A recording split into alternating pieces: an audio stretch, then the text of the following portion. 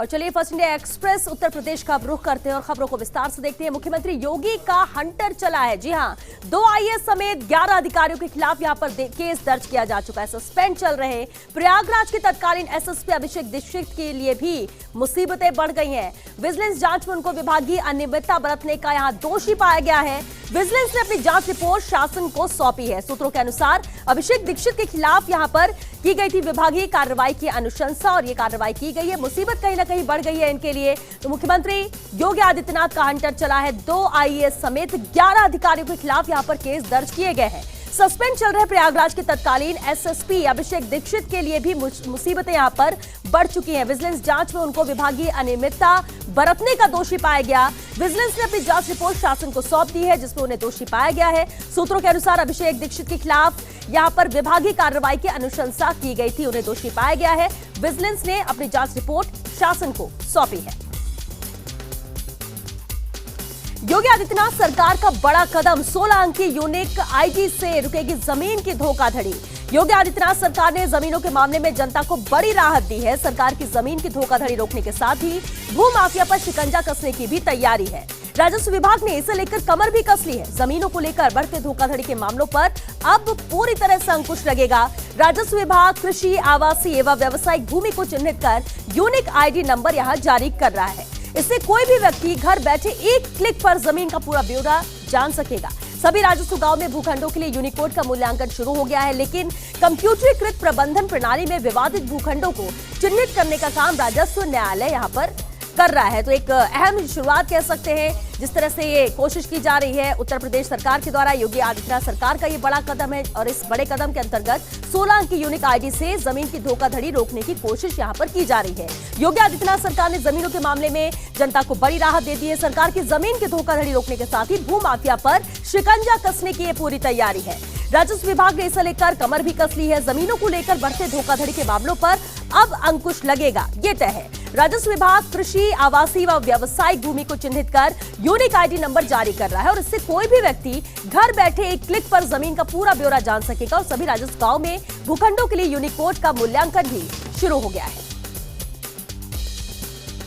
लखनऊ में राजस्व नियोजन संस्थान के आईएएस अफसरों का रसूख। जी हां, आईएएस अफसरों के खिलाफ शिकायत दर्ज करना इंस्पेक्टर को भारी पड़ा है। इंस्पेक्टर महानगर यशकांत को लाइन हाजिर किया गया है। तहरीर में नहीं लिखा था ज्ञान प्रकाश त्रिपाठी व अन्य अफसरों का पद। बाद में पता चला कि नामजद आरोपियों में 2 आईएएस अफसर हैं। मामले में 3 फरवरी को 11 लोगों के खिलाफ यहां पर एफआईआर हुई थी, लेकिन शिकायत करना यहां पर इस पुलिस अधिकारी को जरूर भारी पड़ गया। लखनऊ में राज्य नियोजन संस्थान के आईएएस अफसरों का ये रसूख देखने को मिल रहा है। आईएएस अफसरों के खिलाफ शिकायत दर्ज करना इस इंस्पेक्टर को भारी पड़ गया। इंस्पेक्टर महानगर यशकांत को लाइन हाजिर कर दिया गया। तहरीर में नहीं लिखा था ज्ञान प्रकाश त्रिपाठी व अन्य अफसरों का पद, लेकिन बाद में पता चला कि नामजद आरोपियों में 2 आईएएस अफसर हैं। मामले में 3 फरवरी को 11 लोगों के खिलाफ एफआईआर दर्ज हुई थी। इधर बरेली से खबर है, केंद्रीय मंत्री संतोष गंगवार ने सरकार की उपलब्धियां गिनाई है। सबकी चिंताओं और समस्याओं पर फोकस कर बनाया गया है ये केंद्र का बजट। दशक का सबसे अच्छा और जनता का हितकारी बजट है। हमारी सरकार ने पहली बार की है देश के 40 करोड़ मजदूरों की चिंता। प्रवासी मजदूरों के लिए किराए के मकान सस्ते दामों में उपलब्ध कराए हैं। अब महिलाएं सुरक्षित हैं और दिन या रात में भी नौकरी कर सकती हैं। वहीं आंवला सांसद धर्मेंद्र कश्यप ने भी सरकार का पक्ष रखते हुए बताया कि पहले सरकारों में राशनों की होती थी कालाबाजारी और अब अंकुश इस पर लग गया है। हमारी सरकार ने लॉकडाउन में भी आम जन तक फ्री अनाज पहुंचाया था। देश में ही बनी कोरोना वैक्सीन अब कोरोना वॉरियर्स को भी फ्री लग रही है। तो हर जगह प्रचार प्रसार इस बजट को लेकर किया जा रहा है। केंद्र सरकार का यह अभियान है और इसी के तहत बरेली में केंद्रीय मंत्री संतोष गंगवार ने भी सरकार की उपलब्धियों को गिनाया, बजट की खूबियां बताई, कैसे ये बजट बेहतरीन है, आमजन के हित में है, सबकी चिंताओं और समस्याओं पर फोकस कर इस बजट को बनाया गया है। रायबरेली के सांसद जनता से दूर है। कांग्रेस की बागी विधायक अदिति सिंह के तेवर यहां पर बरकरार है। सोनिया गांधी की रायबरेली में गैर मौजूदगी पर उन्होंने सवाल उठाया। रायबरेली की जनता को सांसद से मुलाकात और समस्या समाधान की यहां दरकार है और इस तरह से सख्त तेवर जरूर यहां पर देखने को मिले हैं। रायबरेली की सांसद जनता से दूर है। कांग्रेस की बागी विधायक अदिति सिंह के तेवर बरकरार है। उन्होंने ये सवाल रायबरेली की सांसद यानी सोनिया गांधी पर उठाए हैं। सोनिया गांधी की रायबरेली में गैर मौजूदगी पर उन्होंने सवाल उठाया। रायबरेली की जनता को सांसद से मुलाकात और समस्या समाधान की दरकार है, लेकिन वो उनसे कोसों दूर है। कृषि बिल विरोधी आंदोलन से राष्ट्रीय लोक दल आरएलडी को संजीवनी मिली है। जी हां, पश्चिम उत्तर प्रदेश में रालोद अकेले ही इस आंदोलन से उपजी सियासी फसल को काटने की छटपटाहट में है। मथुरा, बड़ौद के बाद शामली की पंचायतों में उमड़ रही है भीड़ और अन्य सियासी दलों को ये भीड़ बेचैन कर रही है। बेशक बसपा और सपा खामोश है, लेकिन कांग्रेसी खेमा सियासी फसल को काटने के लिए बेकरार है। रालोद के प्रभाव शून्य जनपदों से कांग्रेस किसानों को अपने पाले में करना चाह रही है। वही पुराने कांग्रेसी किलों में रालोद की सेंधमारी को रोकने की भी यहाँ पर रणनीति बनाई जा रही है कि इसकी किसी तरह से सेंधमारी यहाँ पर की जा सके। तो कृषि बिल विरोधी आंदोलन से राष्ट्रीय लोक दल यानी आरएलडी को संजीवनी मिल चुकी है। पश्चिम उत्तर प्रदेश में रालोद अकेले ही इस आंदोलन में से उपजी हुई सियासी फसल को काटने की छटपटाहट में है, वो साफ नजर आ रहा है। इधर मथुरा, बड़ौद के बाद शामली की पंचायतों में भी भीड़ उमड़ रही है और अन्य सियासी दलों को बेचैन कर रही है ये भीड़, क्योंकि बेशक बसपा और सपा खामोश है, लेकिन कांग्रेसी खेमा सियासी फसल को काटने के लिए बेकरार है। रालोद के प्रभाव शून्य जनपदों में कांग्रेस किसानों को अपने पाले में करना चाह रही है। वही पुराने कांग्रेसी किलों में भी रालोद की सेंधमारी को रोकने की भी रणनीति बनाई जा रही है कि जिस तरह से आरएलडी सेंधमारी कर रही है उसे किसी तरह से रोका जाए। ये पुराने कांग्रेसी किलों में जरूर रणनीति बनाई जा रही है इन्हें रोकने को लेकर। बहराइच जिले की कानून व्यवस्था भगवान भरोसे है, मानो बाढ़ से आ गई हो बड़े अपराधों की। मर्डर और अज्ञात हत्याकांड में बहराइच टॉप पर है। ताबड़तोड़ मर्डर और अज्ञात शवों के सिलसिले में बहराइच की पुलिसिंग फेल है। आज फिर गोलवा घाट के पास एक अज्ञात महिला का शव मिलने से यहाँ पर सनसनी फैल गई। आखिर क्या हो गया बहराइच की कानून व्यवस्था को? जनपद की कानून व्यवस्था को चुनौती दे रहे आए दिन यहाँ मिल रहे शव, और इस चरमराई कानून व्यवस्था से अपराधियों के हौसले भी बुलंद होते जा रहे हैं। आखिर क्यों थमने का नाम नहीं ले रहा बहराइच में हत्याओं और अज्ञात शवों का सिलसिला? महिला की गला दबाकर हत्या की आशंका भी जताई जा रही है। फिलहाल मृतक महिला की कोई शिनाख्त अब तक नहीं हो पाई है। 2 दिन पूर्व हुजूरपुर इलाके में डबल मर्डर हुआ था और ऐसे में सवाल यहाँ पर उठ रहा है कि आखिर इन हत्याओं को रोका क्यों नहीं जा रहा है, क्यों ताबड़तोड़ हत्या यहाँ पर हो रही है, एक के बाद एक जिस तरह से मामले सामने आ रहे हैं। और ये सवाल बहराइच जिले की कानून व्यवस्था पर उठ रहा है और कहा जा रहा है कि भगवान भरोसे है, क्योंकि एक के बाद एक बड़े अपराध यहाँ पर हो रहे हैं, जिसमें मर्डर और अज्ञात हत्याकांड में बहराइच अब उत्तर प्रदेश में टॉप पर पहुंच चुका है। बहराइच जिले की कानून व्यवस्था भी भगवान भरोसे है। डबल मर्डर और अज्ञात हत्याकांड के बहराइच टॉप पर है। अपराधियों के आगे मानो बहराइच पुलिसिंग पूरी तरह से फेल हो गई है। बहराइच के गोलवा घाट के पास महिला का शव मिला। 2 दिन पूर्व हुजूरपुर इलाके में डबल मर्डर हुआ था। कैसरगंज थाना इलाके में 2 माह पहले जिंदा जला दिया गया था एक युवक को भी। और सभी मामलों में पुलिस की जांच केवल हवाई नजर आ रही, क्योंकि एक के बाद एक मामले यहाँ पर बढ़ते जा रहे हैं, अपराध बढ़ते जा रहे हैं, मर्डर होता जा रहा है, लेकिन सुराग पुलिस के हाथ कुछ नहीं लग रहा। और ऐसे में माना जा रहा है कि अपराधियों के आगे बहराइच पुलिसिंग एकदम फेल हो चुकी है, क्योंकि हत्याकांड में तो बहराइच टॉप पर पहुंच चुका है, डबल मर्डर और अज्ञात हत्याकांड में, लेकिन अब तक कोई सुराग नहीं मिल पाया है। हत्यारे गिरफ्त से कोसों दूर है।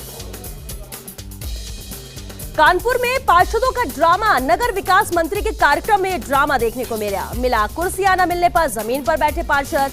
नगर निगम प्रांगण में ये प्रोग्राम हो रहा था। अधिकारियों के समझाने पर भी पार्षद नहीं माने। खराब व्यवस्था के चलते पार्षद विकास मंत्री से अब इसे लेकर शिकायत भी करेंगे, ऐसा पार्षदों का कहना है। लेकिन कानपुर में पार्षदों का ड्रामा जरूर देखने को मिला जब नगर विकास मंत्री के कार्यक्रम में ये ड्रामा चला। कुर्सियां न मिलने पर जमीन पर ही पार्षद बैठ गए। नगर निगम प्रांगण में यहाँ पर ये प्रोग्राम हो रहा था, लेकिन उन्हें बैठने के लिए कुर्सियां नहीं मिली। ये तस्वीर आप देख सकते हैं। और ऐसे में ये पार्षद जमीन पर ही बैठ गए। अधिकारियों के समझाने पर भी ये पार्षद नहीं माने। बहुत समझाया गया, कुर्सियों का इंतजाम किया गया, लेकिन ये पार्षद टस से मस नहीं हुए, जमीन पर बैठे रहे। और जिस तरह की खराब व्यवस्था यहाँ पर थी इस कार्यक्रम में, उसके चलते पार्षदों ने विकास मंत्री से शिकायत करने की यहाँ पर बात कही कि वो विकास मंत्री से शिकायत करेंगे जिस तरह से यहाँ पर अव्यवस्था है, खराब व्यवस्था है इस कार्यक्रम को लेकर। लखनऊ में हनी ट्रैप से सावधान। अजनबी हसीनाओं से व्हाट्सएप, फेसबुक पर अलर्ट रहे। फेसबुक मैसेंजर पर वीडियो कॉल के जरिए ये रिझाने का प्रयास करती हैं। अपने जाल में फंसाकर अश्लील चैट और वीडियो बनाती है ये हसीनाएं। फिर हनी ट्रैप गिरोह की हसीनाएं जाल में फंसाकर करती हैं ब्लैकमेल। फेसबुक, यूट्यूब, इंस्टाग्राम पर आपके वीडियो वायरल करने की धमकी भी देती हैं और ब्लैकमेल कर ठगती हैं लाखों रुपए। एसीपी साइबर क्राइम सेल विवेक रंजन राय ने इसे लेकर खुलासा किया है और सभी को ऐसी कॉल से अलर्ट और सचेत रहने को कहा है। इस हनी ट्रैप से बचने के लिए कहा है। ये पहले से अलर्ट जारी किया जा रहा है, क्योंकि लखनऊ में हनी ट्रैप से सावधान रहने की बात कही जा रही है और कई मामले सामने आए। अजनबी हसीनाओं से व्हाट्सएप, फेसबुक पर आप अलर्ट रहे, ये कहा जा रहा है। फेसबुक मैसेंजर पर ये वीडियो कॉल के जरिए रिझाने का प्रयास करती है और अपने जाल में फंसाकर अश्लील चैट और वीडियो बनाते हैं, उसके बाद लाखों रुपए ऐंठती है। ये कैसे स्मार्ट सिटी, आज भी ग्रामीणों को पुल का इंतजार है। करीब 1 दर्जन गांव में न रास्ता है और ना ही पुल है। कई बार हो चुके हादसों से भी जनप्रतिनिधियों की आंख यहां पर नहीं खुली। सियासी फायदा उठा आमजन को भूल जाते जनप्रतिनिधि और समस्या जस की तस बनी रहती है। हाथ थककर ग्रामीणों ने पुल निर्माण का बेड़ा उठाया है। कानपुर, घाटमपुर, उदयपुर गांव के ग्रामीण नदी पर लकड़ी का पुल बना रहे हैं। पुल निर्माण से बच्चों को स्कूल जाने में आसानी होगी। ग्रामवासियों को भी इसका लाभ यहां पर होगा। चर्चा में मुजफ्फरनगर में बना है डॉगी का एक स्टैचू। पुलिस स्क्वाड की एक मादा डॉग के सम्मान में यह स्टैचू बनवाया गया है। दरअसल डॉगी ने अपराध के 49 मामले सुलझाने में पुलिस की मदद की थी। सूंघने की जबरदस्त शक्ति थी डॉगी में। अब सोशल मीडिया पर इस डॉगी की खूब तारीफ हो रही है। 8 वर्षीय जर्मन शेफर्ड नस्ल की इस डॉगी की बीते साल नवंबर में मौत हो गई थी। आज एक आईपीएस अधिकारी ने डॉगी को लेकर ट्वीट भी किया है। मिर्जापुर में 16 वर्षों बाद आज कागजात में भोला होगा जिंदा। जी हां, जांच में भोला के हक में फैसला आया है। तहसीलदार ने जांच और बयान के आधार पर उसके हक में फैसला सुनाया। साथ ही उसका नाम खतौनी में दर्ज करने का आदेश जारी कर दिया है। तहसील प्रशासन की ओर से भी खतौनी में दर्ज किया जाएगा भोला का नाम और उसके बाद भोला सरकारी कागजों में भी चलने लगेगा भोला का नाम। भोला सिंह उर्फ श्याम नारायण सिंह ने 16 वर्षों बाद जीती है हक की लड़ाई। भाई राज नारायण सिंह द्वारा डीएनए टेस्ट कराने से इनकार करने पर तहसीलदार सदर सुनील कुमार ने जांच और लोगों के बयान के आधार पर यह फैसला सुनाया। जब जमीन लगे फटने तो प्रसाद लगे बटने। जी हां, कुछ ऐसी तस्वीर कानपुर के प्रशासनिक तंत्र की है। पेंशन की परवाह में ब्लेड को बनाया अपना हथियार। मालदार मलाई खा रहा बाबू मशवरा देने में था मदहोश। कल्पित आत्मा ने अपने पुत्र को देवदूत बनाकर भेजा था जिले की तहसील ने। घाटमपुर तहसील में दिव्यांग ने हाथ की नस काट आत्महत्या का प्रयास किया।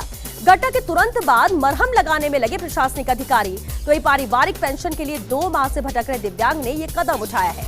अमीन के पद पर तैनात स्वर्गीय पिता की पेंशन के लिए तहसील के चक्कर ये लगातार लगा रहा था। तहसील के माल बाबू पर भ्रष्टाचार का आरोप लगाया। अब पूरे घटनाक्रम में तहसीलदार ने माल बाबू को तलब किया है। अयोध्या के धन्नीपुर में मस्जिद के लिए आवंटित जमीन को लेकर दायर याचिका खारिज कर दी गई है। इलाहाबाद हाईकोर्ट की लखनऊ बेंच ने खारिज की है ये याचिका। इस प्रकरण में याचिकाकर्ता के अधिवक्ता ने ही याचिका वापस लेने का अनुरोध किया था।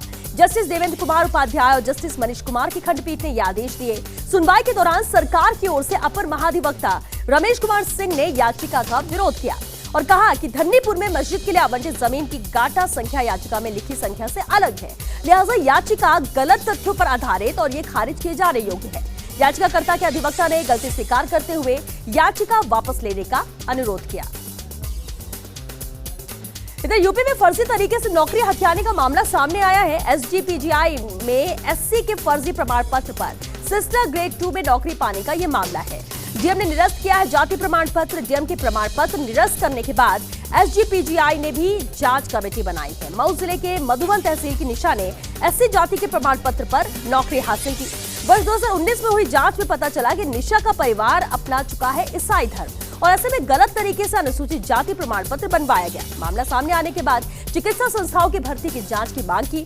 वहीं वर्ष 2012 के बाद हुई नर्सिंग की भर्तियों की नए सिरे से जांच की मांग करते हुए सीएम को पत्र भेजा है।